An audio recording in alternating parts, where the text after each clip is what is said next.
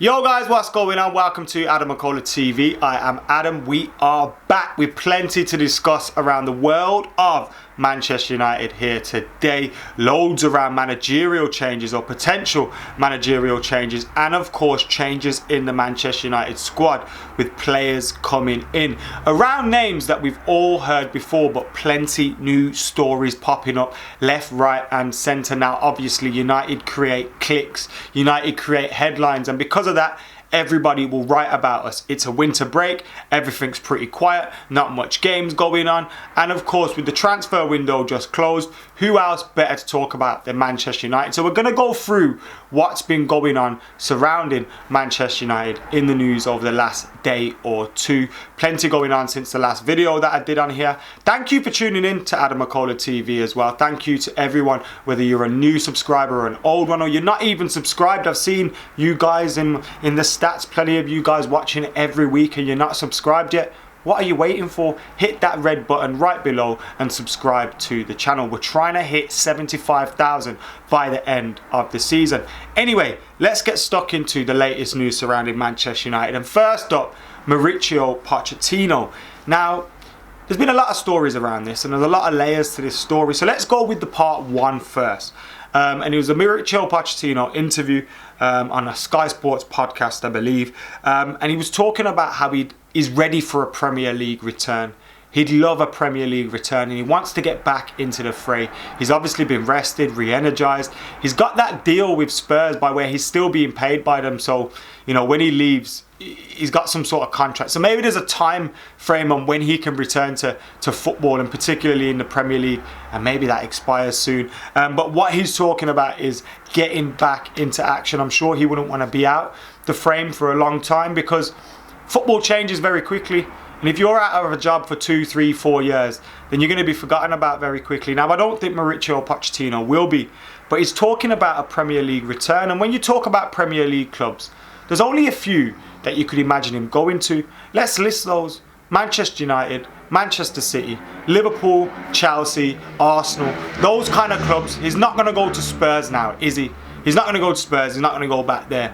He's not going to go to Arsenal or Chelsea either, I don't believe. He's as he had been coach of Espanyol, he said he'd never be Barcelona manager. And he said similar when he was at Spurs, he could never manage one of their local rivals like Arsenal. And I'm guessing we include Chelsea in that as well. So you'd X those two out of the equation. Liverpool are obviously doing great at the moment, unfortunately for us. And Jurgen Klopp looks like he's going nowhere. So he's not going to be going in at Liverpool, which leaves Manchester United and Manchester City, unless you're going to see an Ancelotti type move to Everton and, you know, Rodgers leaves and he goes to Leicester or something like that, which I don't think is going to happen. It leaves United and City. Now, I, as a Pochettino fan, was thinking City are going to end up with him. Pep's going to leave end of the season and City are going to end up with him. But Pep's talking like he's staying at City. So Poch's only possible Premier League destination surely then is Manchester United. Now we have a manager and our board at the moment is talking about, you know, being confident in him, backing him, and hoping that he can help bring the success here at the club that we desire. But rumours are now that that's not exactly the case, and they may be sniffing around Pochettino. Now, Ole Gunnar Solskjaer rightly deserves criticism for parts of his job. He also deserves praise, and I've long said that I feared he was a man that was put out of his depth. But there are some good things that he's done for the club, and ultimately, I think some of the short-term pain he's gave and some of the decisions he's made will ultimately benefit the next manager. And I've always said that could possibly be Pochettino. I don't know whether I was hoping or expecting, because with United, you can never expect anything and you can never expect sensible decision making. But what I'm fearing is that they absolutely disrespect Ole Gunnar Solskjaer in the fashion that they did with Louis van Gaal in appointing Jose Mourinho. And I think there is possibly a way that you can do it respectfully. Ole's a legend, and that's what's scared me. Like, I never wanted him to be appointed because he was going to be out of his depth. I feared we'd sack him by Christmas and then all of that stuff. And obviously, theory, he wants to do the right things for Manchester United. His plan seems to be the right plan. But is he the man to carry it out? I'm not too sure about that. Is Pochettino the man to carry it out? I'm not too sure about that either. There's no guarantees in life, but I'd be a little bit more confident in Pochettino, and that pains me to say it because I'd love to give Oli the time and see him be a success as Manchester United manager and win the trophies that we want. I just fear that it won't happen. But I'm also fearing what I feared in March, April, May last year when he got given the job permanently, that we could see Oli kind of thrown under the bus a little bit. And now there's another story because Pochettino was seen at the Brentford vs Leeds game with Manchester United's new PR guy, Neil Ashton. Now, first things first, I think he was at the Brentford game because of his friend Marcelo Bielsa. But it doesn't surprise me that these stories came about. Now, Neil Ashton is always going to be in press boxes. He has been for a long time. He has been in stadiums for a long time. Pochettino is always going to be in and around stadiums as well as a manager, maybe watching clubs or, as I said, with his friend. But is them two meeting really a story? Now, one, it wouldn't surprise me. We haven't got a sporting director, but Ed Woodward would send an ex-journalist about to do his bidding. I mean, we've had an accountant doing it for the last couple of years, so, you know, what difference there? But sending a PR guy to a football manager, I don't think that's something that would happen.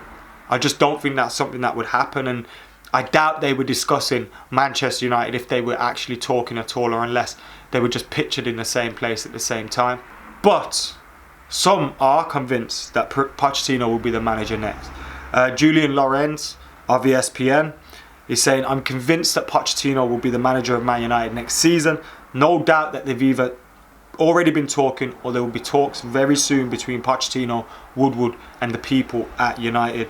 And also Duncan Castles has been reporting that conversations have already taken place between his representatives, and Ed Woodward is very, very keen. So when you hear these things coming out, obviously they could just be bored journalists and paper talk, but Duncan Castles was pretty spot on with a lot regarding Bruno Fernandes.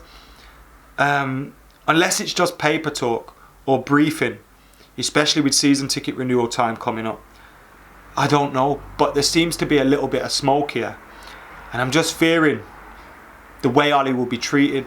I'm not saying it's a bad decision to change manager at the end of the season. In fact, if Pochettino is available, you should probably go and get him. But I just don't want to see Oli thrown under the bus. I love him too much. And regardless of what you think of him as a manager, you can rightly criticise him, that's fine. I just feel like he should be treated with respect, you know what I mean? He has done some good things here as well. He's given players an opportunity. Mason Greenwood, Brandon Williams, Axel Tuanzebe would have got it if it wasn't for injury. Those guys will love him. You know, he's helped the likes of Martial, Rashford come along. The signings that he's made have been very good. He's got rid of the players most of us would have all got rid of them. So I think some of the things that he's been done has been good. I just think he was never probably the man for the job, unfortunately. Hope he proves me wrong, but it just doesn't look like he's going to get the time to do that. Away from managerial appointments, we're talking Jack Grealish, we're talking James Madison again. And remember we were talking about before, United had decided on Jack Grealish and didn't want to go after James Madison. James Madison was more likely to stay at Leicester. Well, already this week, contrary reports. Manchester United are now planning a 160 million swoop for great mates Jack Grealish and James Madison as Ole Gunnar Solskjaer looks to bolster attacking options in his Old Trafford summer shake-up. So now we want both of them. Sceptical about that, to be totally honest with you. I'm very, very sceptical about getting both of them. I think we could, you know, if Pogba leaves, you could fit both of them into the team. I know we've just got Bruno Fernandes, but let's say you get a 6. You had, I don't know, Madison at 8, Fernandes at 10. Maybe you could even play with 2 8s in some formations and Jack Grealish in one of the wider positions of a front 3 with Imroni. So there's various situations where you could fit them all into the same team. And obviously you need a big squad. When you look at the likes of City and Liverpool, they've got strength and depth throughout the team. Do I think we'd pull both of them off though? No. And there's a lot of talk about United lining up 5 signings in the summer. We'll be lucky to get 3, let's be real. 3 or 4 has been our rate usually. And last season we signed Daniel James, Wan-Bissaka, Maguire. Players that are on our doorstep, and it took all summer and we still ended up paying the fee that they wanted in Wan-Bissaka and Maguire's case. So yeah, I can't see us pulling both of them off. Pulling both of them off? Ooh, where? I can't see us signing both of them, but I would take both of them. I would take either of them. I'm more inclined to say I would take Jack Grealish, and I'm glad that the rumours are still circulating around him, and I hope one or both of them end up at Manchester United in the summer. Quietly confident that they will, but with our board, with Woody, who knows what the fuck goes down. I just feel with both players seemingly wanting this move. Both, you know, social media show that they've got a lot of respect and desire. Maddison dreams of playing for United. We know that, playing at Old Trafford. And Jack Grealish has got one or two posts despite him saying he's a boyhood Villa fan. So, you know, I can see why they would both want to move to United despite the position we're in. I just doubt whether we're able to pull it off, or we'd spend all that money in one position, especially when, you know, I'm going to talk about another player now, and we need to also strengthen other areas of the field. Another player that's been linked, the Mirror reporting United are in pole position to sign Jadon Sancho in the summer, with a potential bidding war emerging with Chelsea. Chelsea got Hudson-Odoi, Pulisic, so again, teams want strength in depth, and bravo to them if they are in for him. I think you make room for someone like Jadon Sancho. I think Jadon Sancho would be perfect for United. I'm not as confident as I once was that we'd sign him.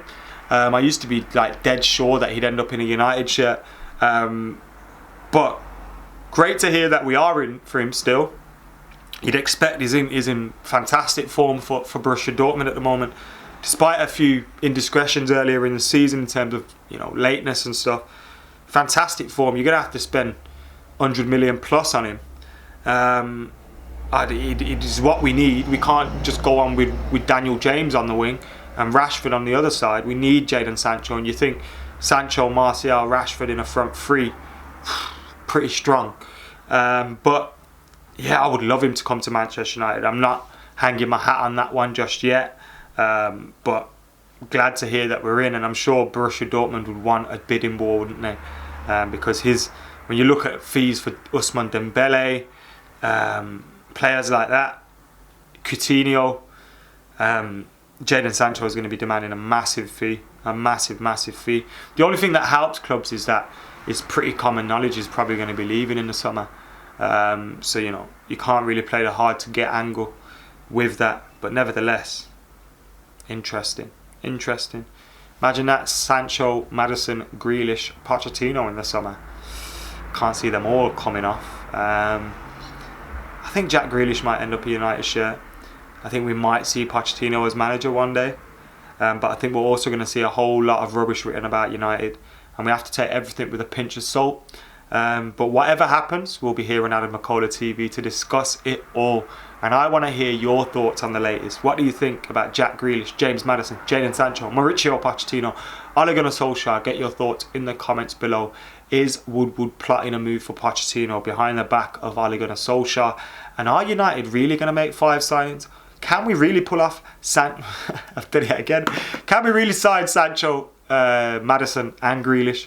Who knows? Get in the comments below. Let us know your thoughts. Subscribe, like, comment and share. For now, I've been Adam McKola. I'm out of here.